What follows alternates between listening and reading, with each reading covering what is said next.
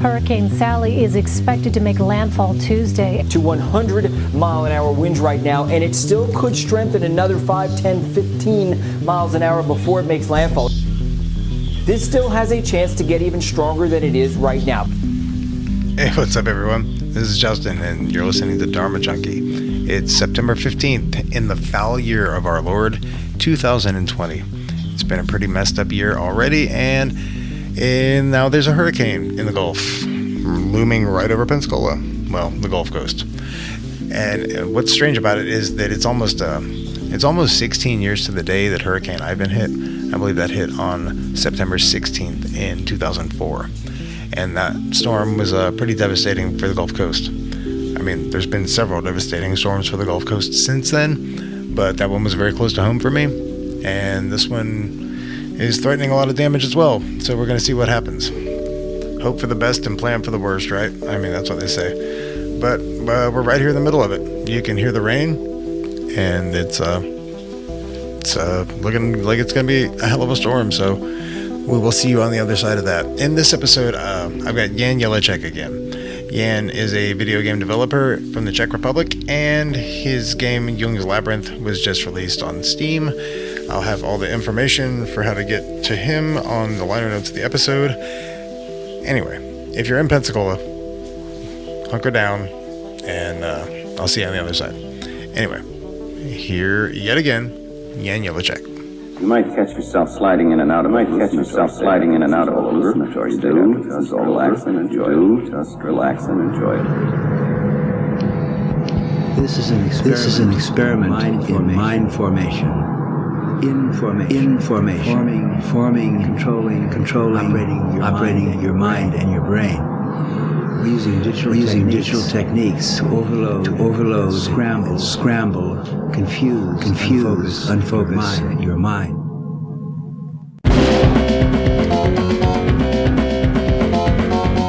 The natural state of the brain is chaos.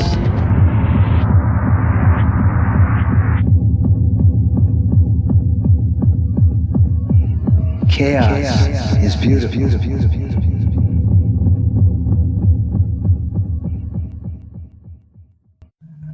Hi. Hey, what's up, Jan? How you doing? I'm good. Can you hear me all right? Yeah, I got you loud and clear, bud.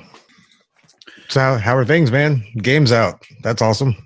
Yeah, that is awesome. I just released it like a week ago, exactly as I planned it.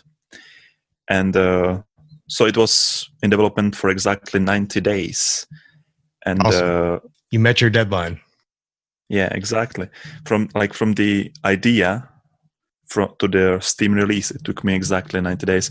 And that's one of the biggest achievements of my life, I guess, because I reached thousands of people, maybe hundreds of thousands of people with this game. And it seems like it's doing well. It's selling well, and people generally like it. And I don't know, have you played it, or have you seen the trailer? I've seen the trailer. I have not had the chance to play it yet, though. Yeah, I can send you like a key after the podcast. Yeah, that'd be awesome. Do you want? Okay. Do you have a Windows or Mac? Windows. Okay. So it's gonna run on both. It's also runs on Linux, but right. Just for the listeners out there who would have a Linux system. Anyway, so yeah, I've worked on everything I needed to have in the game, and I tried to map the individuation process like Carl Jung described it. Mm-hmm. And this game generally is for people who are interested in Jungian archetypes and active imaginations. Right. And the story of the game begins with ingesting a psychedelic cactus, which in real life speeds up the process of knowing yourself. Like, you know that. You tried various things, right? Yeah. As you told me last time. Yeah, I'm very well versed in psychedelics. Yeah, exactly. And so this is like a reference to the Latin name exactly. It's a psychedelic cactus. It's like it contains mescaline. Peyote. Yeah, peyote cactus. That's it. And so the game begins like that. And so far the reviews say that it's very innovative, which is quite good to hear. Right. And I try to make the game in a way so there's no hand holding. There are no long cutscenes. So it's more like these old school games. And I try to make it kind of like Dark Souls, if you know Dark Souls. I've heard of it. I'm not very familiar with. I'm not much of a gamer, so. Oh, I see. Well, I'm more into Jungian psychology than I am video games. All right. Well, anyway, this game, I try to make it challenging. I try to make it difficult because, like, there are some people that actually complain that they get lost in the labyrinth. Like, the game is called Jung's Labyrinth, and the people who buy it complain that they get lost in the labyrinth. But that's what you do, right? You get That's what labyrinths are for. You get lost in them, and that was my point. Like, I wanted to communicate how the process of individuation works. It's not fun. It's tedious. It's challenging. It takes years to find the right way, and you often find yourself in a dead end. But it's way more rewarding when you finally find the right way, right? Yeah, for sure. And in this labyrinth, you can be sure that it was your achievement. It wasn't a coincidence that you found your way. And I try to capture that feeling, like the almost like a frustration that you have to endure in your life when you are trying to find who you really are, when you don't know who you really are, and you are trying to get to that middle point of the labyrinth. And I think Jung described it, its individuation process. He described it something along the lines of like a continuous circling around in the labyrinth to your true self until you reach the middle. And that's what the labyrinth is for, pretty much. And I try to use various concepts from alchemy because that's what Jung discovered also, right? Have you read The Psychology and Alchemy? I have read a little bit of it, yes. Well, I try to like incorporate some concepts from there into the game. Okay. Like, for example, there are 3 levels. Like, the first level is called Nigredo, the second level is Albedo, and the third is Rubedo. And these 3 levels are like the names of these levels are references to the alchemical process of creating the Philosopher's Stone. Because I don't know if you are familiar with the Ripley's Scroll, the alchemist Ripley. No. He did a. Do you know it? No, I don't. Oh, anyway, he was an alchemist who wrote this long poem about finding a way to create a Philosopher's Stone. And he talks about these 3 stones, white, black, and red one. And I use these items in the game. Like, you have to find these 3 stones, and they unlock the way to your true self. And like each of the archetypes in the game, there are actually 12 archetypes I use for each of the phases of the development. Like, I mapped the first level, the Nigredo, which is, in alchemical terms, it's like coming to terms with your shadow self. Right. Like accepting the dark parts of your soul. Right. And there's the Albedo level. It's about accepting your anima, your contrasexual identity. And there's the Rubedo, and it's about it's the syzygy. It's like the moon and the sun, like joining of these 2 elements into one self. And I try to use all of these concepts in the game. And like, the conversations are based on the active imaginations that Jung came up with too. Like, you try to talk with your inner archetypes. You have to try to have a Socratic dialogue with them, right? And like answer question. And I wrote the dialogues myself. Like I used some of Jung's active imaginations. I took inspirations from his Red book, where he talks with his inner magician, inner sage, inner trickster, and so on. Right. And I tried to use my own imagination, active imaginations, also some of my dreams. And I also studied the archetypes and their characteristics, and I incorporated that into the screenplay of the game. Right. Well, what are some of the archetypes that you incorporated in? Well, there are three phases, like the ego, the soul, and self. I mapped them exactly to the Negredo, Albedo, and Rubedo.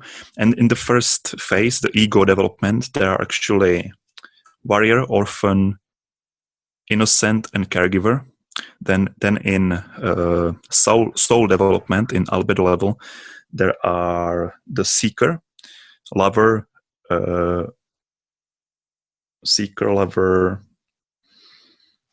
destroyer or rebel, and creator. And in the last four, those are trickster, magician, wise old man, and trickster, magician, wise old man. Goddamn, there's one more. Give me a second. Oh, you're good. Wait. Oh yeah, and the king. Oh, that makes sense that I got the king the last, and I couldn't even remember his name because he's probably the weakest in me. I'm more of a creator. That seems accurate. Yeah, I think I'm pretty much possessed by the creator archetype because for the past 3 months, I worked on this day and night. I didn't even care about myself, like about food or cleaning my room. I don't know. I just worked and I just needed to get this done. So right. I think that creator is pretty much strong with me. I'd say that's a pretty apt description for you if you spent that much time doing it. How many hours a day did you put into it? Well, anywhere between like 5 to 14. Oh, wow. And I completely turn around my sleep cycles because like my target group is in America, right? So I live in Czech Republic, and we are like 8 hours apart, right? But no problem. I turned around my sleep cycles, so I go to bed like 5 a.m. and I wake up at 3 p.m. So it's like your time zone in my time zone, right? So I can reach the most people this way. And I actually did most of the marketing on Reddit. I knew exactly what kind of people would like this game. Like I went to the Alan Watts subreddit, the Alchemy, Jung subreddit, and even people from the occult subreddit liked it. So I gained quite a large following, and these people absolutely loved the game. And there are other people who don't find the game fun because they bought it by accident. They don't know what it's about, and they think it's like they describe it as like a pseudo philosophical bullshit or something like that because they don't know what it's about. Yeah, they are not my target group. Yeah, obviously not your demographic. Yeah. So you've had a pretty good response though thus far? Yeah, like if I check the reviews, people like it and they want more. They want me to make like a DLC or something. And I don't know, I am like continually working on updates because there are some little mistakes still that I left there, little bugs I need to squash. But other than that, the game is pretty much done, and I will like release a few more updates, but I don't think there is anything more to add. And now I'm waiting for another big idea to come. I was about to ask, like, what now? What do you do now that you've completed your goal? Yeah, well, I don't know. I'm gonna do like maybe I'm gonna do like a game development course on Udemy or something, Right on. just to teach people how to make the same kind of thing I did. And then maybe when I get another idea, I do another game. But this was really like a great experience for me, because this is like the first real game that I did. And I released it on Steam, and that's quite an achievement for me. But, and by the way, Steam, I don't know if your listeners know this, but Steam takes 30% cut. That's Oh, wow. like one third of everything Steam takes. And then add taxes, and you have like 40% of what you make. So Right. maybe next time I'm gonna use some other platform like the Epic Games Store. I don't know. Yeah, it might be worth looking into if they're taking that much of a percentage. That's a lot. That seems excessive, but I mean, I guess they have the reasons for it. Yeah. Well, anyway, there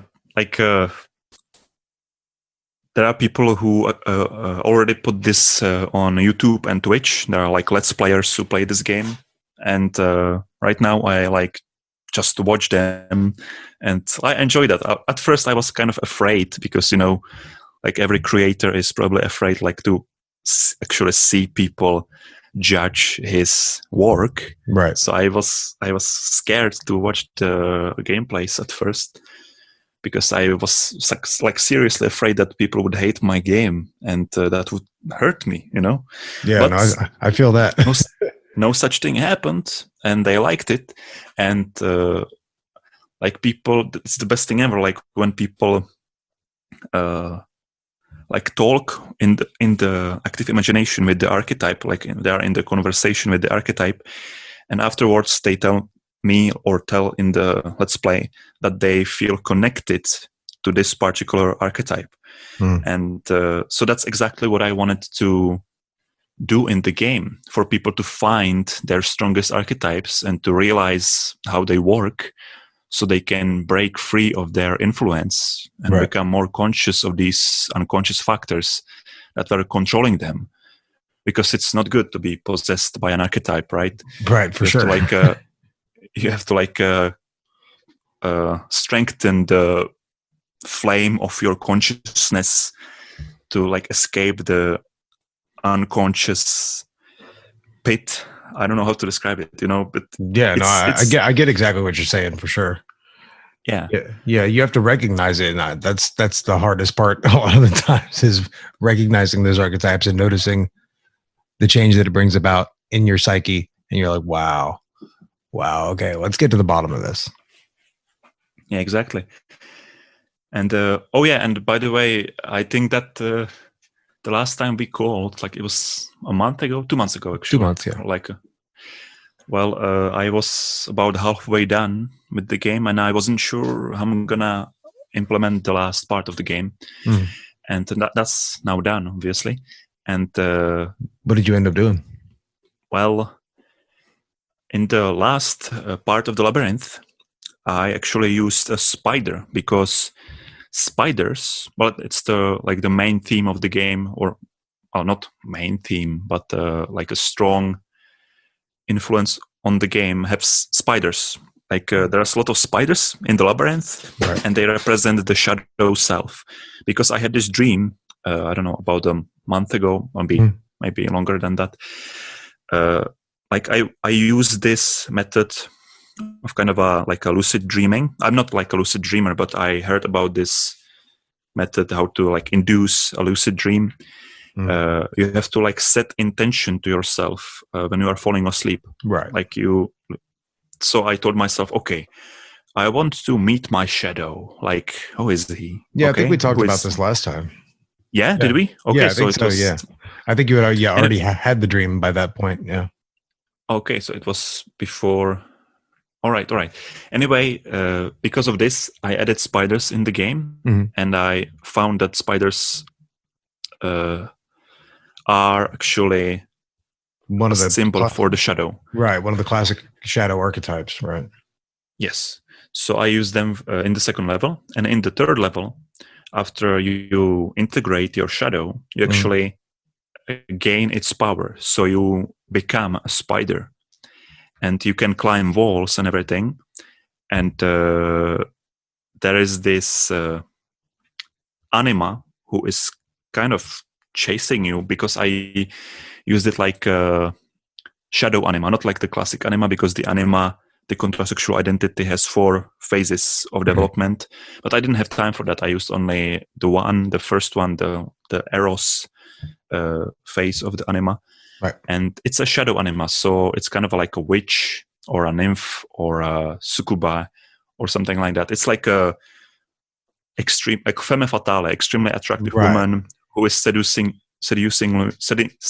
you with her voice.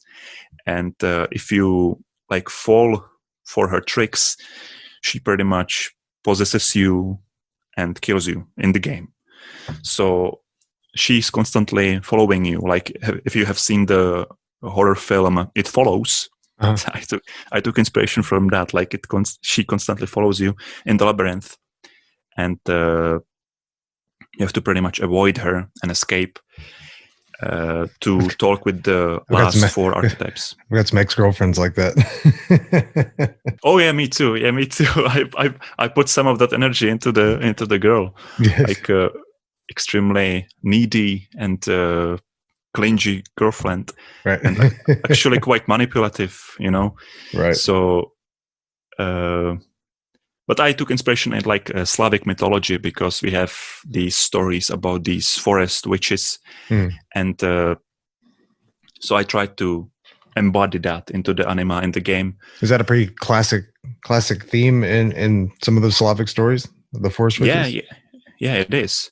And also in Russian folklore, it's the same thing. Really? And if you know the Baba Yaga, Yes. it's like also a variation of that, because she eats children.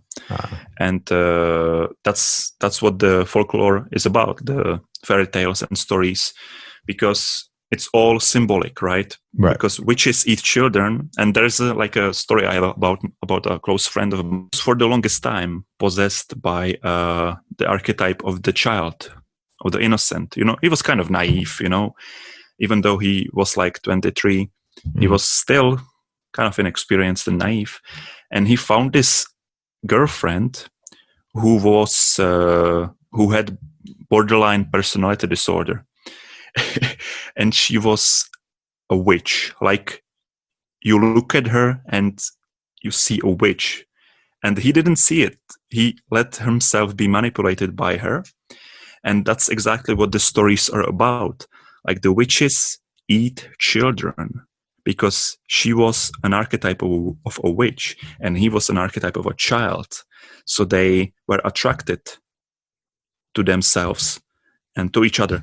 And then the relationship fell apart, obviously, but it had to happen for him to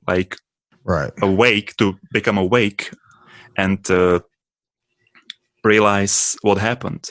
And now he's stronger because of it.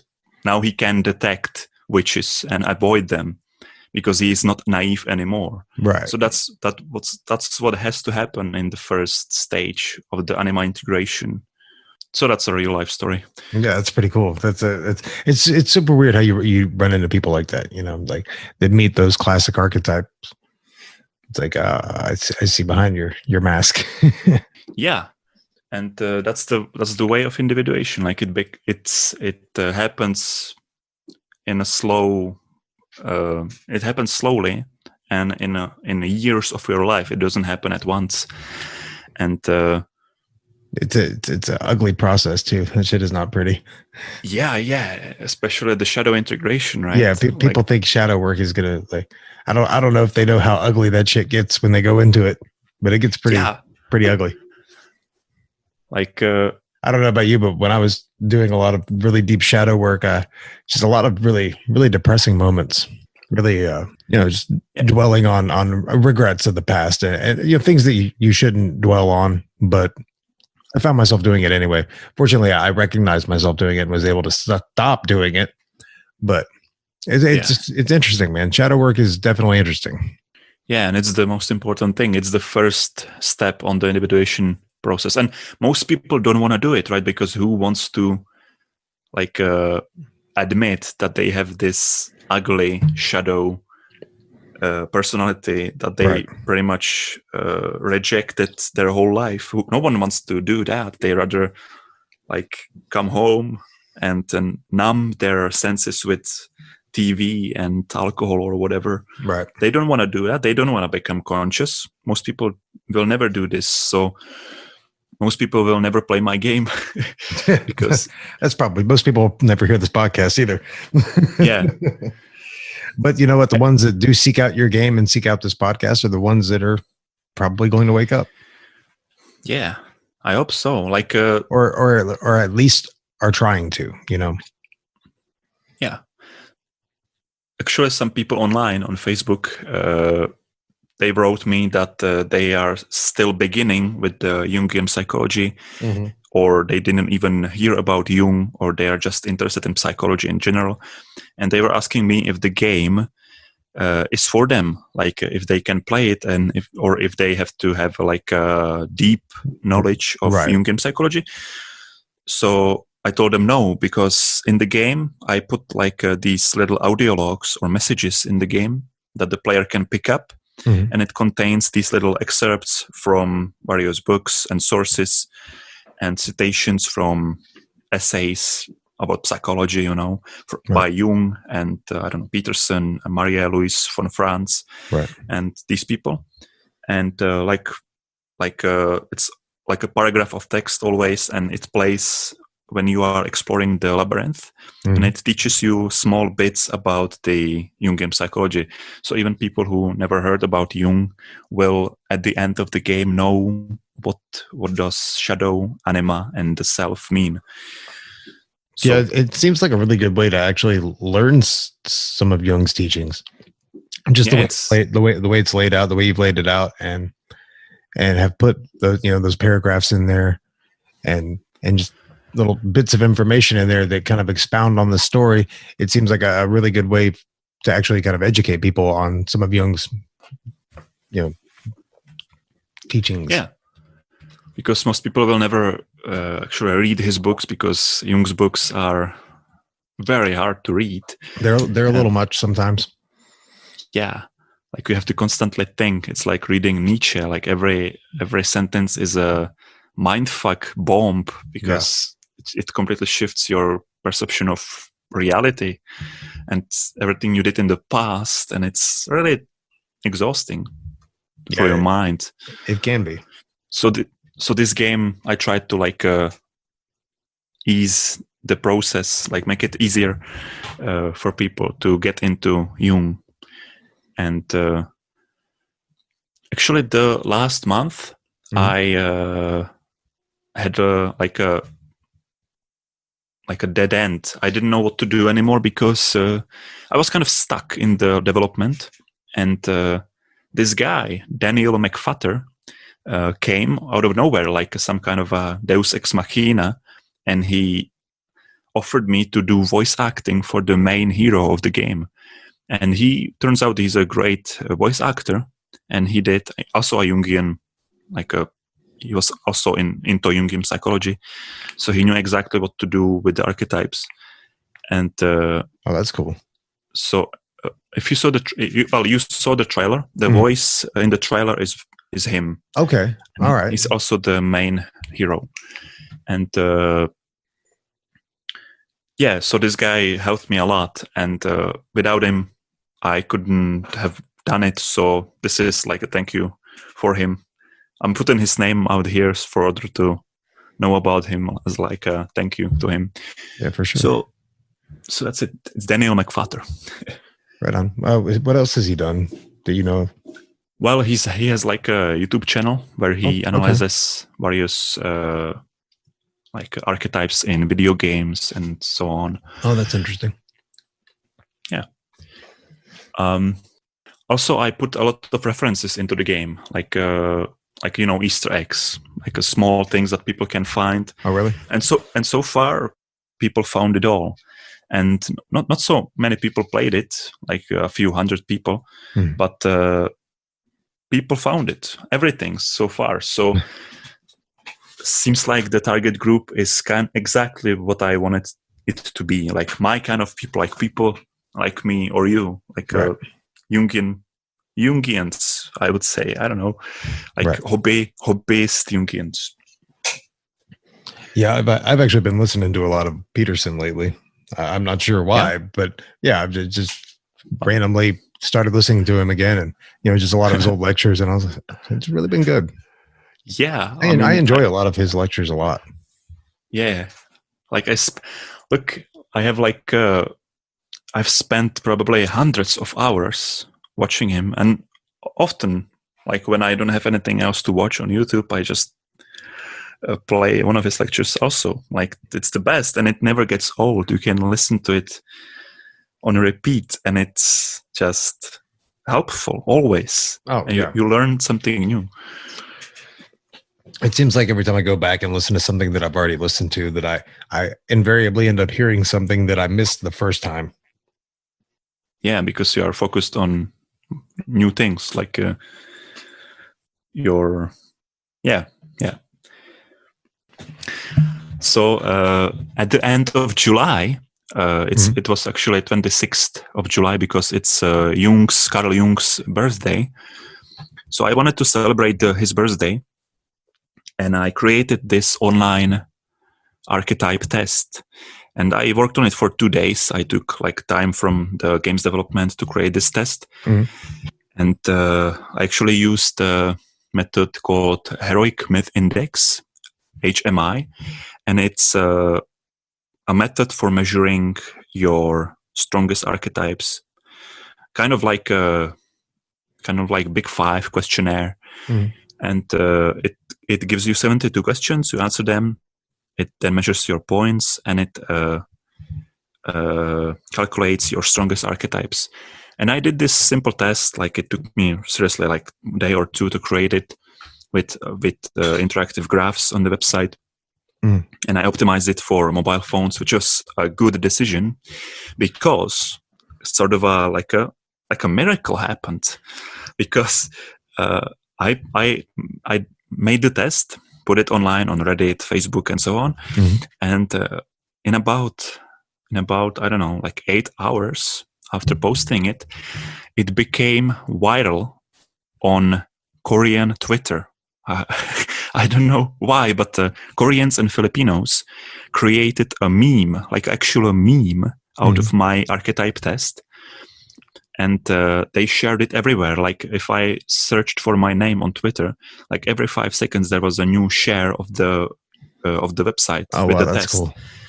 And I couldn't figure out why this was happening, because the meme they created, it was something like post your favorite K-pop celebrity and the results of your archetype test. And each tweet was like this. It was bizarre. And that is kind of weird. yeah. And it lasted for like 7 days, a week. And after in these 7 days, it accumulated like 200,000 views, the website. Oh wow! And I used it like for like a marketing campaign for the game. So at each results page, there is a like link to the trailer or the Steam store page. And like only like 1% of people clicked on it, but it worked somehow. Well, anyway, about 3 days ago, I found why it happened, because Jung, Carl Jung's last name, Jung is a common last name in Korea. It's common. One of the most common names in Korea is Jung. So they somehow thought it's like their kind of thing. And I think some K-pop celebrities are also called Jung. Well, they have to be if it's the most common name, right? So they connected it to K-pop. And that's too funny. Whatever works, right? Yeah, but it's the weirdest thing, because like K-pop fans, like most of it was probably teenage girls. Because this is like the opposite of my target group, because my target group are like men in their 20s or 30s. Right. So, but it gave me some following. That's super funny. You had a bunch of teenage girls taking your Jungian archetype test. Yeah, and I was like, I became. That's too funny. Exactly. I became like addicted to browsing my Twitter, like searching for my name on Twitter, like how many shares I have. Right. And I probably seen like 90% of the tweets they shared. I've seen them all. And these tweets, almost all of them had, like, for a profile picture, they had like some sort of a K-pop star, K-pop celebrity, all of them. So I presume it had to be Korean or Filipino teenage girls, because who else would put like K-pop celebrity as their profile picture? Yeah, that's a good point. That's a good point. This is good, Anyway, good deductive logic. Yeah, and in the test, I had also questions for the MBTI, if you know, the 4-letter code, and I recently did an analysis of the data analysis of the correlation between archetypes, gender, and MBTI, and it turns out that a lot of people in the test were caregivers archetypes, and that also makes sense if most of the people were teenage girls. That the archetype would be a caregiver, Right? So that's interesting. What are some of the other results that you've got in the test? Well, I think that wait, I'm gonna search for it because I have it online. I think that the lover archetype was ENFP, which do you know what MBTI are you? MBTI code, do you know? The is that like the Myers-Briggs? Yeah, Myers-Briggs. Do you know your code? Yeah, I'm a INTJ. Whoa, are you? I want to be an INTJ, but I'm an INTP. I want to be more planning oriented. Yeah, that's me. I'm messy. I'm actually INTJT if you want to get technical. Oh, damn. So you are very, yeah, okay. INTJ. I'm sure that makes a lot of sense. INTJs are most seekers than destroyers. Well, destroyer is like a rebel, and destroyer is like Ouroboros, you know, like a snake shedding its skin. Yeah, because like getting rid of what you are not, so you can become what you might be. And third most in INTJ is the sage, the wise old man, then the creator, then caregiver, then the king, then warrior, orphan, magician, fool, innocent, and the least prominent in INTJ is the lover. Interesting. Yeah. And for me, it's also the seeker on the first place. And on the last place, it's the innocent.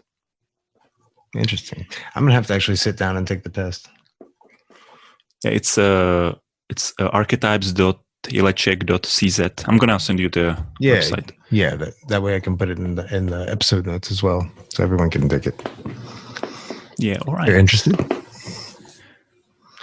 So what else have you had going on? Anything of note? And like not game related or Jung related? No. I worked only on this game for the past 3 months, and I did nothing else but this. So that's you got it done. Yeah. Yeah, when you told me the first time we talked that you had this goal of 90 days to get it done, I had nothing but faith in you, but it seemed like a lot of work to fit in the 90 days, and you managed to get it done, and that's super cool. I love when people set a goal for themselves and work their ass off to achieve it. Yeah, thanks. Like I used to be a software engineer. For 3 years, I worked in an office in like a job. We talked about this the last time, but the job was killing me. And because it wasn't like my personality, but I used to be a software engineer, and we are known to have horrible estimation skills. So it often happened like I estimated like a task that would take me like a day, and it took me 3 days. And it happened almost every time. I underestimated it. So I knew that with this project of the game, I have to be extremely realistic. So I told myself, okay, I'm gonna do this shit in 3 months and no more. Like, I have to actually do this. Right. And I planned it out. I became like an architect, and I used literally everything I got, like for the market. You know, when you are like an indie developer who works alone, you have to be a jack of all trades. You have to do literally everything, the programming. Yeah. You have to find the art or find like some existing assets that you're going to use. You have to manage and direct your voice actors. You have to write the screenplay, Right. and you have to mainly do the marketing. Yeah. And the marketing is the most important thing in a game, because if no one knows about your game, no one's going to play it. Yeah, exactly. So It's the same thing with doing this podcast. I pretty much do everything, and I'd say that marketing is the absolute most important thing. And I'm terrible at it. I'm still trying to figure it out, but we'll get there eventually, right? are you using Reddit? Yeah, I use Reddit, but I'm not. I'm not exactly sure how to go about it on Reddit. Like where I should post, and I have some ideas that I've been kicking around, but I don't know. I don't want to seem obnoxious with it either, because that's a sure way to turn people off. Yeah, but like for example, like I posted every month. I posted one post on Reddit in the subreddits that I knew would be interested, and I always like reference the previous Reddit post, like something like, well, last time you really loved this idea, so here's a follow-up, and blah blah blah blah blah. Right. And people always give me like 400 upvotes in 2 days. No, that's awesome. Yeah, and Yeah, they often gilded me. They gave me Reddit Gold, and they gave me various like reactions for paid for with Reddit Gold. Right. And like the reactions from people helped me to create the game, because I knew that people are actually interested in the game and they are waiting for it. So I had this sense of responsibility that I have to actually finish the game. I don't know if I would finish the game in time if I didn't have this, Right? Because this pushed me also. So yeah, I think knowing that people have an interest in it definitely helps to keep you focused on completing it. Yeah, and actually, in my first game that I made, it was like this little indie game that I expected that when I make it, I didn't do any marketing at all because I was inexperienced. I thought that if I release the game, people will think it's awesome on the release day and buy it in hundreds. Right. And that's obviously not what happened. No one cared about the game. No one knew about the game. Nobody. Right. So now I took a different approach, like the opposite approach, pretty much. I started marketing the game even before I started working on it. I first asked around on Reddit, like, hey, I'm thinking of working about on a game about individuation process and active imaginations. Would you be interested in that? And people also had like extremely positive and supportive reactions. So that made me actually work on the game and finish it. And that helped me. Yeah, it definitely can. Do you have any plans for a future game? Yeah, I mean, I know you do, but I mean, do you have any rough ideas or anything? Yeah. Around? I wanted to take inspiration in the game called Short Hike. Okay. It's by a guy who's very similar to me. He also used to be a software developer, software engineer, and he quit his job. And in 3 months, he finished the game, and the game sold thousands of copies. And I want to do something like that. And I already know what to do because his game, The Short Hike, is very accessible. Like everyone can play it. It's like sort of this nice little cozy atmosphere. It's not like the Jung's Labyrinth, because Jung's Labyrinth is like a horror game. Well, not exactly a horror game, but it has that Bloodborne atmosphere. It's very dark, like individuation process. It's not easy. Right. And the second game, I want to make it maybe I'm gonna utilize some Jungian concepts, but I want to use like a more colorful palette and make it brighter. And it's gonna be also like this small game that everyone can play, and that would, like, I'm gonna right now for Jung's Labyrinth, the target group was very narrow, very small, and I'm incredibly lucky that I even found some people, because like I had to find people who are into Jungian psychology and at the same time are gamers. Right. Like if you ask an average person on the street if he knows Carl Jung, he will tell you no, because no one knows Carl Jung. And they know Freud, but they don't know Jung. I don't know why, but they don't know him. And now it's the challenge of actually finding people who not only know Carl Jung, but are interested in his works and are also gamers. So the target group was extremely small. And now I want to do it with a larger target group. So I'm going to have to make a game that is more accessible to the masses. Right. So I'm going to do like something like that, like along those lines. A game that would be for everyone. Yeah. You do have a pretty niche market with Jung's Labyrinth. Yeah, very niche. Like this game is one of its kind, I guess. Yeah, like it's definitely that. Like there are no games that would use the individuation process and active imaginations. And I know of one game. It's called Persona or Persona 5. I don't know the exact name, but it's like this anime game, and I heard it uses some Jungian concepts like the shadow, but I don't really want to play anime game, so I made a game for myself, like a kind of like a realistic horror game. Right. Yeah. It looks awesome, man. I can't wait to actually be able to play it. I'm looking forward to that. Yeah. Do you have like a gaming PC? Or no, I mean I've got a PC. Yeah.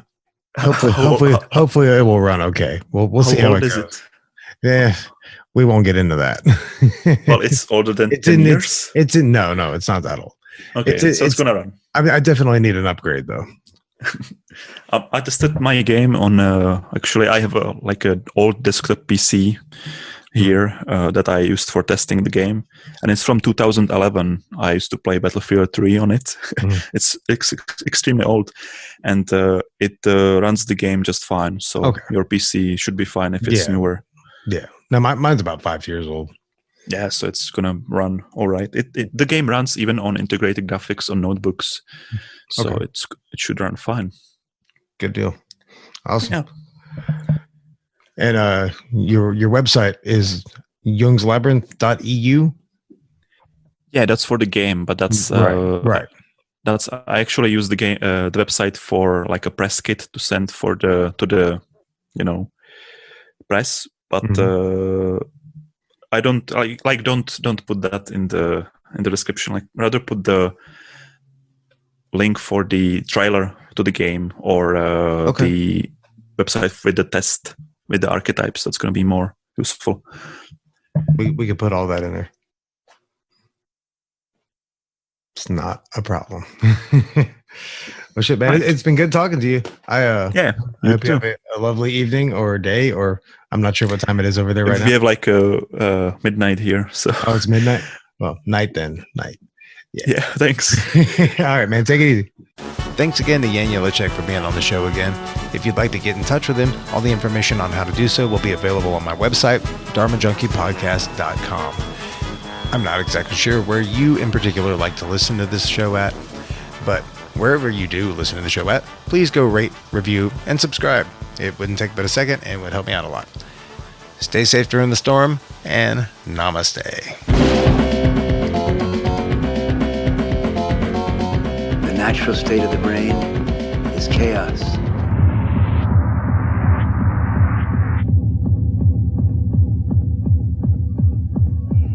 Chaos is beautiful.